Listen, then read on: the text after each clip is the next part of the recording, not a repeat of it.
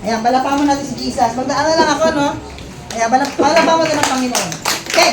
So, welcome mga kapatid sa, ano to? The Lost Kingdom. Ano to? Kingdom, ano to? Part 2 na po tayo ng ating leadership meeting. Kaya kanina po, nakaraan sinabi ko sa inyo, huwag po kayo magpapa-attend ng bago. Kasi ito po ay leadership meeting, hindi po ito para sa mga bago. Baka hindi humaintindihan. Amen. Amen. Ngayon, sino dito Kristyano na? Okay, sabihin nyo nga po, bunga. Bunga. Hindi bunga nga, ah. Pag sinabi niyo pong bunga, fruits yan. Si Jesus Christ, isang araw naglalakad, nagutom siya, nakakita siya ng puno ng, ano puno? Puno ng igos. Ano hinanapan ni Lord yun? Bunga. Pero hindi pa kapanahunan ng igos. Bakit si Jesus Christ naghahanap ng bunga sa puno ng igos na hindi pa kapanahunan? Di ba? Sino may kasalanan? Sige lang, sabi ng puno, bakit mo ako susumpain? Eh, hindi ko pa kapanahunan. Eh, kung ako yung mangga, dapat April yung pa ako, summer. Hahanapan mo ko yung December. Oh, anong point dun? Kasi tayo, lagi tayo nakaabang sa pagiging productive natin sa tamang panahon. Pero si Lord hindi. In season, in out of season, sa lahat dapat ng panahon, dapat lagi ka nang nagiging mabunga. Ayaw ng Lord nang hindi ka productive. Alam nyo ba, may sabihin ako sa inyo, alam nyo ba na hindi, sa savings, yung pinasave lang ng Panginoon, yung 12 basket na nagsobra. Itabi niyo, di ba, sabi doon? Ano nyo para, pero kinain din nila yun kasi mapapanis yun. Pero alam nyo, hindi pinapromote ng Lord ng savings. Ang pinapromote ng Lord, investment. Alam nyo bakit? Kasi sa savings, hindi gumagana pera mo. Kaya sabi ng Lord, sa 1,000 na ipinaon sa lupa, sabi niya, tamad! Bakit? Hindi productive. Ibig sabihin, yung lupa, tumutukoy sa savings natin. Dati kasi wala naman silang Kaya nga humagin to, nakabaon niya sa lupa, kasi wala naman silang mga vault sa panahon natin ngayon. So ayaw ng Lord, hindi niya pinapromote yung savings. Ang pinapromote niya, ano sabi niya? Di sana yung nilagay mo sa bangko. At least nagkaroon man lamang ng porsyento. Kita. So ibig sabihin mga kapatid, kung kayo po ay may pera ho kayo, huwag mo kayo magsasave. Invest ninyo maaari sa lupa, sa ginto, sa bahay, yung nag-generate ng kita or income. Amen. So, Father, salamat po. We give you all the glory in Jesus' name. Amen. So, the lost kingdom. Itong topic natin ngayon, maintindihan nyo kung ano yung big picture ng Lord. Sabi nga po, big picture. Pag tinanong ko kayo, mga kapatid, ito. Sige nga. Pag tinanong ko si sister, ikaw sister, tungkol saan ang Bible?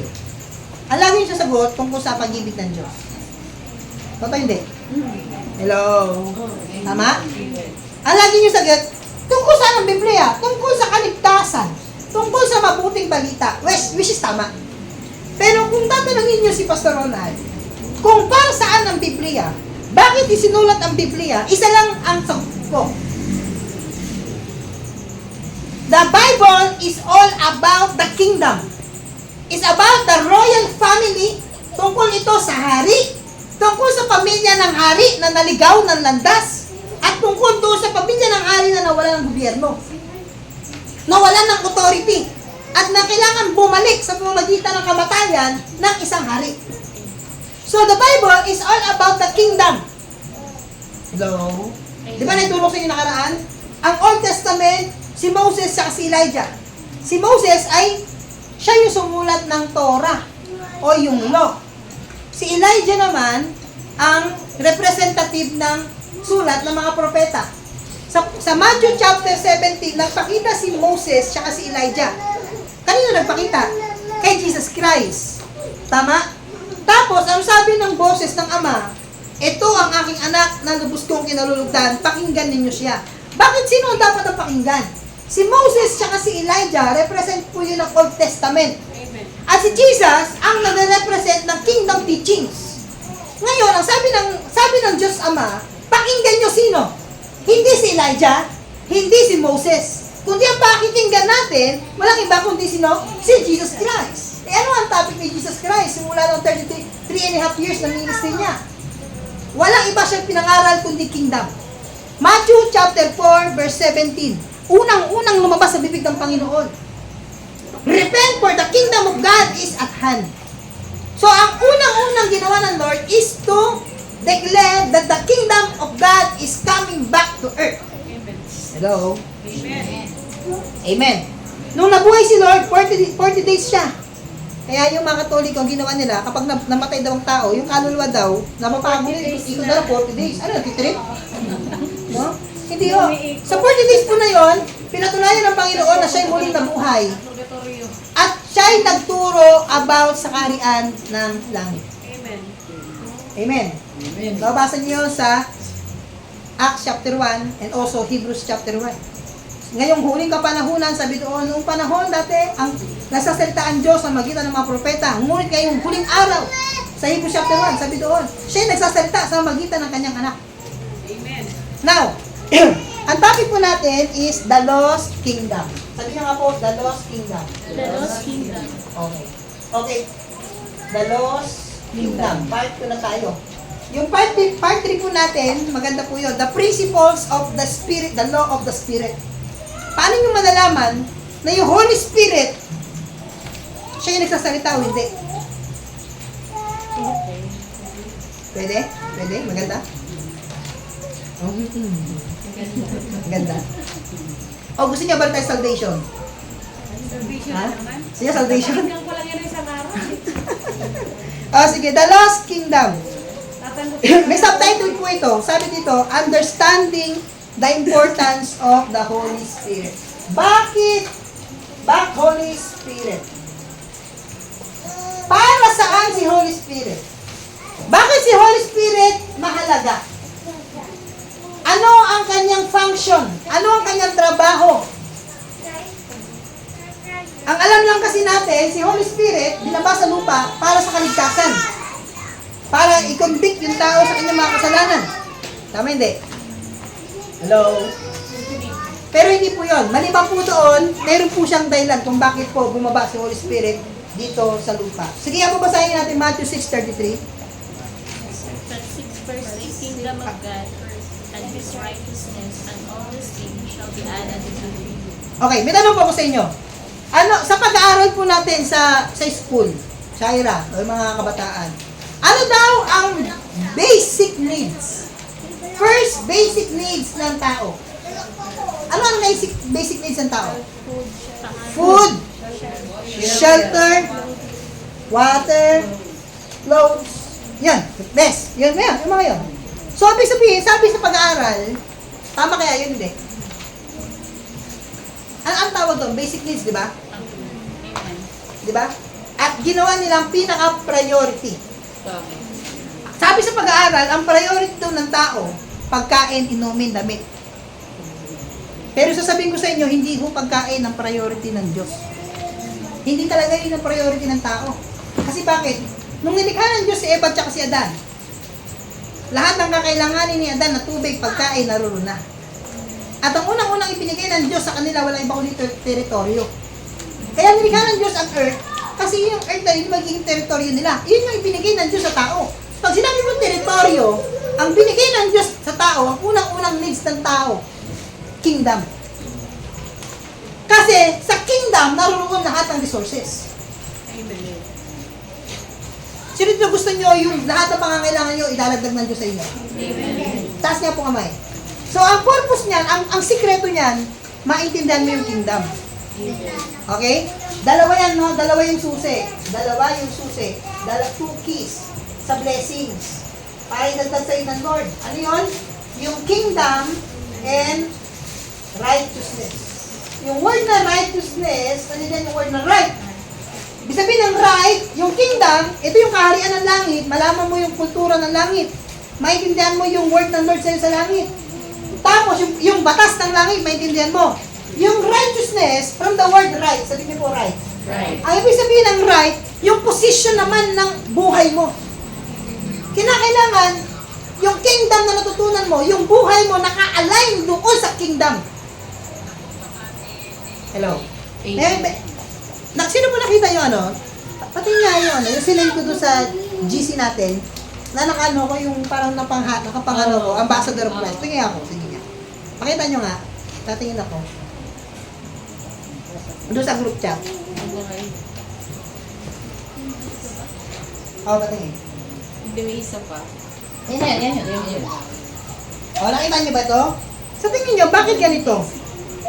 O, nagpa-AI ako. O, AI yan. Makita nyo tura ko. Yung crown, hindi ko pa suot-suot. Kasi nakalagay dyan, Ambassadors of Christ. Alam nyo bakit po ako nagganto ng AI? Hindi ko ito pinapost, mapagkamalan nila kung ano, no? Alam nyo kung bakit? Ang prayer ko kagabi, Lord, gawin mo akong ambassador. Pag ikaw ambassador ka ng Lord, lahat ng needs mo provided ng hari. Praise God. Alam nyo, nagsisimula ito sa mentality. Alam ibig sabihin niya mga kapatid? Kapag sinabi mong righteousness, bakit ganun ako, nag-AI ako ng ganun? Kasi sa utak ko, mayaman na ako. Sa utak ko, ambassador na ako kahit wala pa akong sasakyan. Amen. Kasi lahat ng bagay, lahat ng material na bagay na ginawa ng Diyos, nagsimula lahat yun sa imagination niya. Hello? Amen. Kaya kung gusto niyo makuha yung blessing ng Lord, alamin mo yung kingdom. Hindi ibig sabihin ng kingdom si pagsisimba. Kasi marami nagsisimba, hindi naman yumaman. Hindi po kingdom ang simbahan.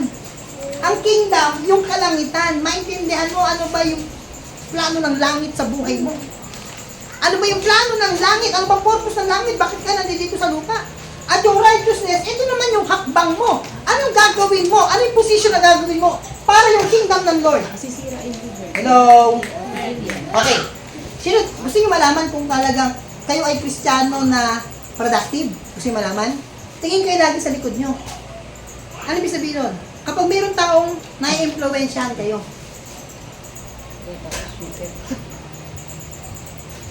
makinig kayo. Kapag kayo lumalakad sa kingdom, imposibleng hindi kayo maka-influensya ng tao. Kasi kapag ikaw nasa kingdom, suot-suot mo ang kingly anointing. Kahit saan ka pumunta, nararamdaman ng tao yung aura mo. Nararamdaman ng tao, parang ibang mentality ng tao ito. Bakit parang iba yung dating ng tao ito? Parang nasasalit mo pa yung authority siya. Kasi bakit? Suot-suot mo yung kingly anointing. Kingly garments. Hello? Okay lang po ba kayo? Buhay pa? Laliman ko, babawan lang. O tama lang, medyo lang. Okay lang? Laliman mo. Ha? Next time, tuturo ko sa inyo yung encounter ko with Jesus. In-explain sa akin ng Lord yung taong nakikinig. Sabi doon, ang sino man nakikinig at nagsasagawa. Yung word na nakikinig doon, sa Greek word, ang ibig sabihin doon, he who understand. Ibig sabihin, may mga taong nakikinig na hindi naunawaan. Sabihin, he who understand and do it. The word do it, in Greek word, ang ibig sabihin doon, produce. So once you understand the kingdom, it will produce something from you. Hello. Amen. Hello. Amen. Amen. So ito yung magiging team verse na natin, Matthew 6:33. Hello. Amen. Now, sige nga po, meron si Miles Monroe, isa po sa mga naging inspiration ko po sa kingdom teaching. Doon po sa mga wala pong ganito, kasi wala tayong PowerPoint, no? Ganun lang ako lagi. Ito, PowerPoint lang. Kaya nagpa-print na po ako ng ganito. Pero yun nandito po, makinig. 50% lang po ito kasi yung 50% explanation. Okay, sabi dito, no, definition of a kingdom by Miles Monroe. Ano ibig sabihin ng kingdom? Is the governing influence of a king over his territory, impacting it with his will, purpose, and intent, producing a culture that reflects the king. Ang ibig sabihin na po ng kingdom, ito maganda po yan, ibig sabihin na po ng kingdom, merong king. Yung dam, yun yung dominion niya. Yung authority ng king over domain. Domain, ibig sabihin ng domain, territory. So, ibig sabihin, pag sinabi mong kingdom, ang sabi dito, influensya ng hari. Sabi nga po, influence. So, meron dapat influence. Anong influence? Ano yung influence niya? Sa territory ng kanyang will, ng kanyang purpose, ng kanyang intent. Ano ang pinoproduce? Culture. Okay? Reflecting the king. Reflect the king. So, ibig sabihin ng kingdom, mga kapatid, yung authority ng hari, yung utak ng hari, na i-impluwensyahan niya yung teritoryo. Hello? Meron po ko napakinggan. Di ba yung hawak mo ang bit? Ginawang hawak mo ang faith. Hawak mo ang faith. Hawak mo ang faith. Maganda yun, okay lang hindi. Sabi ng iba, okay lang, okay lang. Ang tanong, sinong king ang nag-impluwensya sa nagawing hawak mo ang faith? Galing ba yun sa King of Kings? Saan galing? Galing ba sa pattern yun ng heaven o pattern ng mundo? Yun ang problema. Kasi ginagawa natin sa evangelism, problema kasi nung wala tayong kingdom mentality. Sa kingdom, hindi mo pwedeng kopyahin ang pattern ng mundo. Ang kopyahin mo lang yung pattern ng langit. Hello! Amen! Kahit gaano pa kaganda yan sa paningin ng tao, pakinggan, ang sarap pakinggan, hawak mo ang faith, nakaka-encourage. Eh kahit kayong demonyo, ang sabi kay Jesus Christ, ikaw ang anak ng Diyos na buhay. The Holy One! Tama hindi? Sinungaling ba yung demonyo? Hindi siya sinungaling. Nagsasabi rin siya ng totoo. Pero hindi ibig sabihin nung galing kay Lord yun. Ano yan? Na? Yung chikiting. Makinig ka na kaya dito. Ah, sige. Hello, nakita na ninyo?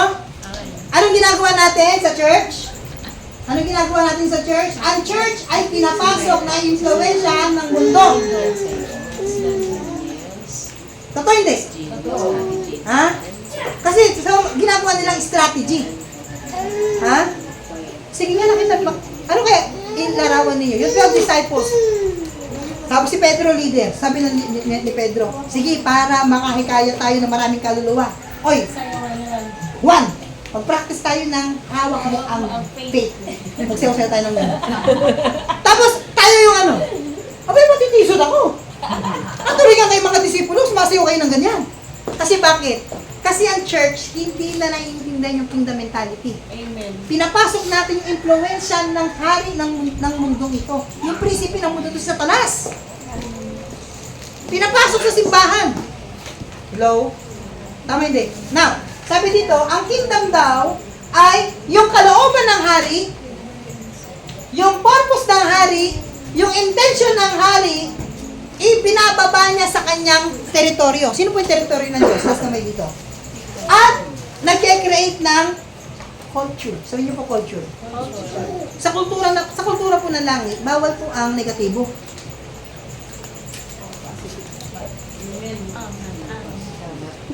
Ha? Makinig kayo sa akin. Kapag stress kayo ngayon, ibig sabihin, hindi kayo lumalakad sa kingdom. Kasi kapag nasa kingdom kayo, sabog kayo ng hari.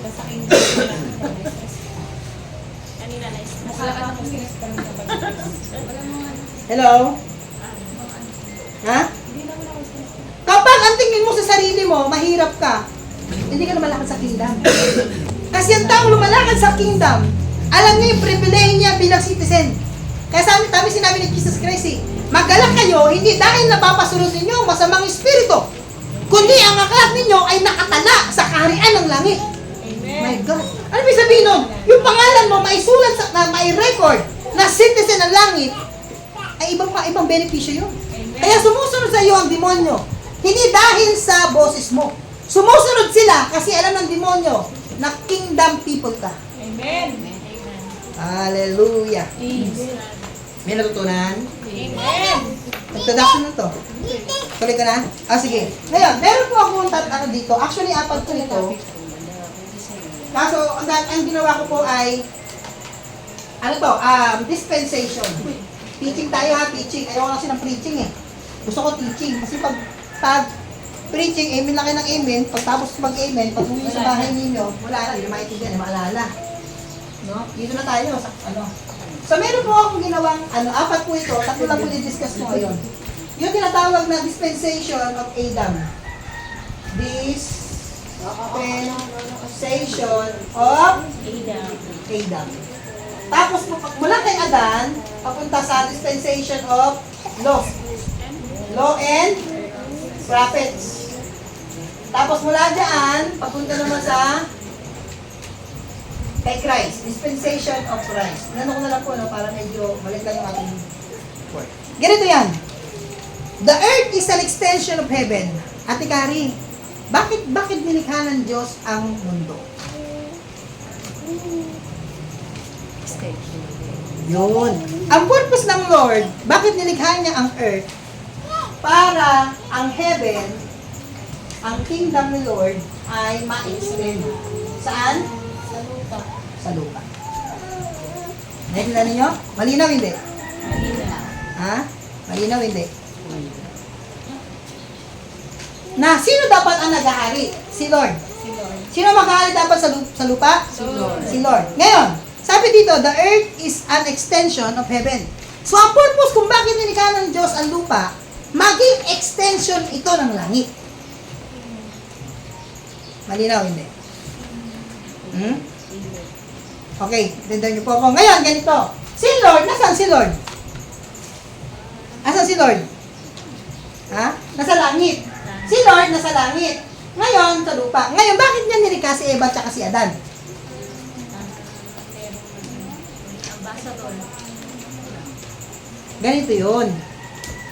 Si Eva at si Adan, kung bakit niya nilikha, kasi, si Lord, ayaw niya nang bumaba dito. Kasi yung langit, sa kanya na yon. Ngayon, ang gusto niya, yung intention niya, yung purpose niya, yung will niya, yung kultura niya, dadalhin dito. Sino magdadala? Sino gagamitin niya? Yung tao. Kaya dapat, yung tao, yung little king. Ito yung maliit na hari. Siya yung the king.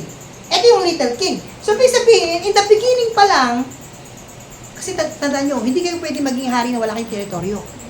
Hindi pwedeng, hari ka na ngayon. Tatawanan ka ng tao. Bakit? Asan yung kingdom niya? Wala. Kaya nagkakaroon ng hari kasi may kingdom. Kaya ang kingdom niya, ang kingdom ng tao, walang iba kundi yung earth. Hello? Malinaw? Amen. Malinaw hindi? Ha? Ngayon, ang trabaho ng Lord, ang trabaho niya, sige nga, pabasa nga po, Psalms 115 verse 16. Sige nga. Awit 115 verse 16. Sino kaya niya magbasa? Meron ba dyan? Saan? Adam is a king, God gave him dominion. Hindi yan. Yung Psalms.